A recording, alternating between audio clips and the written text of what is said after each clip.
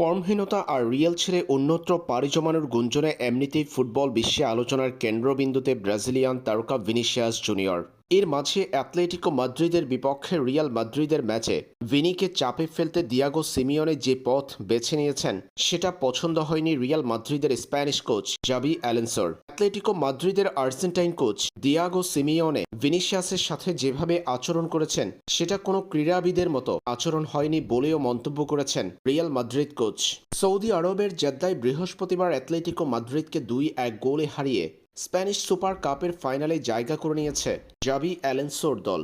ম্যাচের দ্বিতীয় মিনিটেই চোখ ধাঁধানো ফ্রিকিকে রিয়াল মাদ্রিদকে এগিয়ে নেন ফেদেরিকো ভালভার্দে। দ্বিতীয়ার্ধের শুরুতে ব্যবধান বাড়িয়েছেন ব্রাজিলিয়ান তারকা রড্রিগো গোয়েস। টিভি ফুটেজে দেখা যায় ম্যাচ চলাকালে টাচ লাইনে দাঁড়িয়ে ভিনিসিয়াসকে উদ্দেশ্য করে বারবার কিছু একটা বলছেন দিয়াগো সিমিওনে। ইএসপিএন এর প্রতিবেদনে লেখা হয়েছে, দিয়াগো সিমিওনে বলেছেন Real Madrid president Florentino Perez ভিনিসিয়াসকে ছাঁটাই করবে। এই কথা বলে ভিনিকে চাপে ফেলতে চেয়েছেন দিয়াগো সিমিওনে। ম্যাচের পর ভিনিসিয়াসকে নিয়ে দিয়াগো সিমিওনের এমন মন্তব্য নিয়ে ক্ষিপ্ত হয়েছেন জাবি অ্যালেনসো। এ সময় আর্জেন্টাইন কোচ সিমিওনে প্রসঙ্গে জাবি অ্যালেনসো বলেন, ভিনিসিয়াসকে নিয়ে যে মন্তব্য করেছেন সিমিওনে তা একদমই অগ্রহণযোগ্য।